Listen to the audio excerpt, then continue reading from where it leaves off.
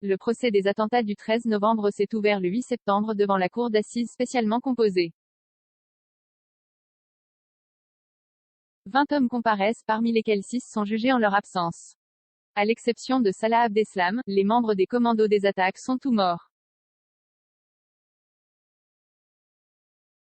La cour se penche néanmoins sur leur parcours en entendant leurs proches. À la cour d'assises spécialement composée, à Paris, il aura fallu 7 années à Jennifer Klein pour prendre du recul. À 30 ans, la nièce des 2 djihadistes ayant revendiqué les attentats du 13 novembre 2015 parle désormais, à l'imparfait, quand elle évoque ses années passées en Syrie avec Daesh. Incarcérée à Beauvais, Oise, dans l'attente de son propre procès, la revenante a livré pour la première fois à un tribunal le récit de son séjour passé au sein de l'organisation terroriste. Sa mère, également interrogée ce mercredi par la cour d'assises spéciale, a, elle aussi, dénoncé le poids de l'idéologie radicale de ses frères Fabien et Jean-Michel Klein, et le formatage des terroristes de Daesh. Je cautionnais, arrivée en Syrie en juillet 2014 à l'âge de 23 ans avec ses 4 enfants et son mari, Jennifer Klein assure qu'elle n'a rien su de la préparation des attaques de Paris et Saint-Denis. Je l'ai appris le lendemain ou le surlendemain. Avec mes oncles, on n'en a jamais parlé, a-t-elle précisé à la cour. À l'époque, la jeune femme réfute fermement l'implication de ses proches dans les attentats. J'ai cru que les médias avaient grossi les faits et que mes oncles n'avaient absolument rien à voir là-dedans, confie-t-elle.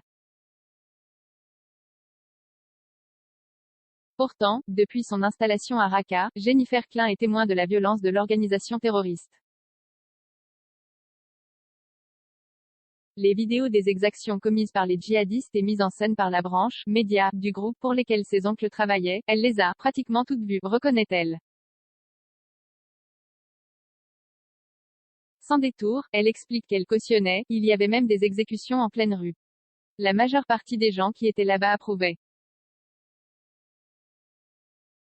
En tout cas, au début. Une dispute entre la jeune femme et ses oncles va toutefois fissurer la confiance qu'elle plaçait en eux. Le ton hésitant, Jennifer Klein raconte que 2 de ses connaissances, membres de Daesh, ont été arrêtés par le groupe terroriste.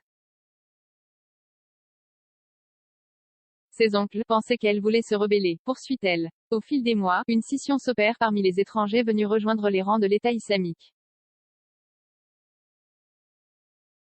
Beaucoup de personnes, dont moi, avaient vu que Daesh n'était pas ce qu'il prétendait être. Certains dirigeants suivaient leurs propres intérêts, ça n'avait plus rien à voir avec Dieu, lâche-t-elle.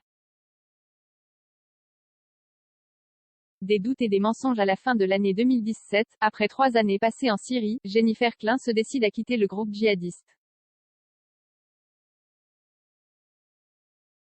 Mais elle n'en dit pas un mot à ses oncles. Je commençais à remettre en doute, c'était dangereux pour ma vie. Le président Jean-Louis Périès l'interroge, ça fait penser à quel régime politique? Elle réfléchit quelques secondes, puis lance, franchement, ça ressemble énormément au régime nazi. Même si à l'époque, je ne le voyais pas comme ça, emportant avec elle ses enfants, la revenante a été interpellée à la frontière turque avant d'être expulsée vers la France en septembre 2019 puis incarcérée.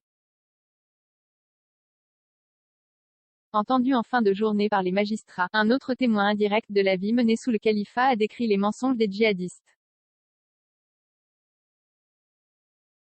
Kaltouma avait 16 ans lorsqu'elle a rencontré Fouad Mohamed Agad, l'un des 3 terroristes du Bataclan. Le couple est séparé depuis plusieurs mois quand Agad décide de rejoindre Daesh en Syrie. Refusant leur rupture, le jeune Strasbourgeois donne régulièrement des nouvelles à Kaltoum.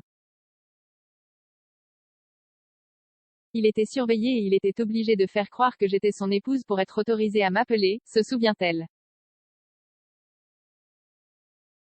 Pendant ces appels, Fouad Mohamed Agad livre une version idyllique du djihad, il me disait qu'il vivait dans une villa, qu'il mangeait super bien. Un récit contredit par son propre frère, parti avec lui mais rapidement revenu en France, lui racontait à sa maman que dans la villa ils étaient 110, qu'ils mangeaient du pain et de l'huile et qu'ils servaient de larbin. Au fil des jours, Kaltoum recueille les confidences d'Agathe qui ne cache pas les activités du groupe djihadiste.